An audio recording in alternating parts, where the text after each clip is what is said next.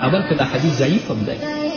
او چې کله د قیامت ورځ شي الله رب العزت به میړه جنت ته د تللو امر وکړي. میړه ته به یې وایي چې ته جنت ته لاړ شه، په داسې حال کې چې میړه یې ناخبره وي د دې نه چې زما ښځې زنا کړې ده، دې نه ناخبره وي، الله به ورته وایي چې جنت ته لاړ شه. او که میړه یې پرې خبر وي بیا هم چوپ پاتې وي، الله به په هغه باندې جنت حرام کړي، ځکه چې په بېغیرته انسان باندې جنت حرام دی، هغه به جهنم ته ځي.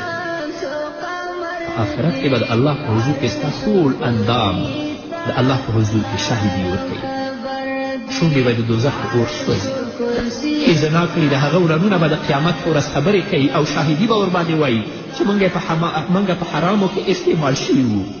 الله به ورته په قهر او غصې سره وګوري تر دې پورې چې د مخ غوښې به یې ټولې راتویې شي.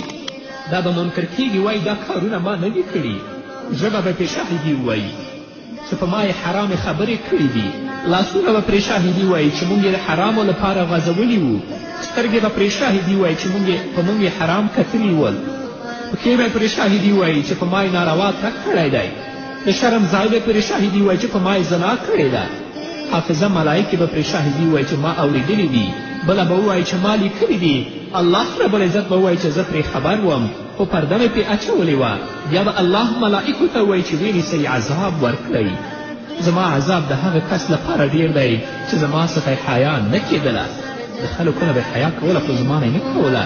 د دې خبرې پخلی د الله رب العزت په کلام کې شوی چې یوم تشهد علیهم السنتهم وایدیهم وارجلهم بما کانوا یعلمون. هغه ورځ چې خپله ژبه، لاسونه او پښې به د هغو کارونو شاهدي ورباندې وایي چې دوی به په دنیا کې کول. الله رب العزت دې موږ ته د نیکو اعمالو توفیق راکړي، هغه اعمال چې هغه باندې الله راضي کېږي، د هغو بدو عملونو نه چې د الله رب العزت د قهر او د غضب سبب ګرځي الله دې موږ وساتي، خصوصا د دې سپک او د فاسد کار نه الله دې په موږ باندې رحم وکړي. نو قدرمنو اورېدونکو دا وه زموږ نننۍ خپرونه چې ستاسو درانه حضور ته وړاندې کړه. تر بلې خپرونې پورې چې زه بیا هم ستاسو درانه حضور ته راځم، تاسو ټول په پاک خط سپارم. پاتې ژوند او پاتې ورځم نیکمرغه، الله مو مل شي.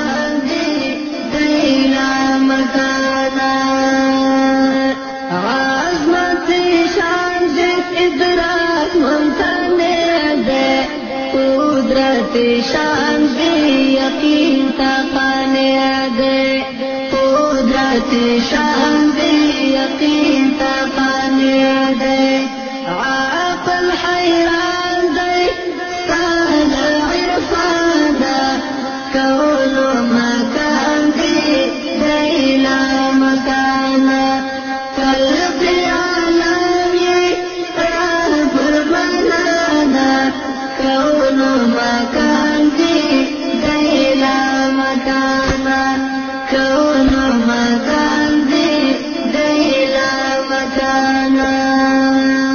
واڑا گویان دی جن کا انسان دی، ملک دی حیوان دی، ماہیان کا مرغان دی، ملک دی حیوان دی، ماہیان کا مرغان دی.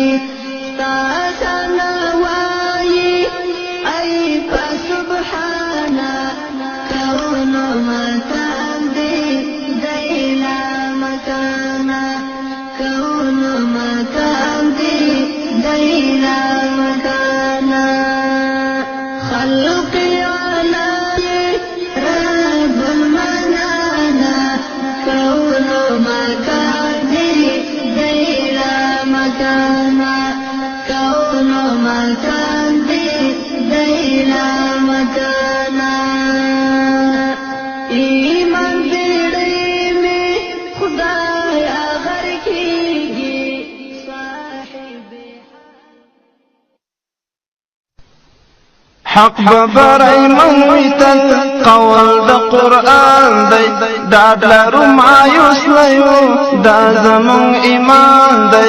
حق ببرای مویتن د ژوند لار، زموږ د نن ورځې د خپرونې موضوع بیا هم د یو مسلمان ځانګړتیاوې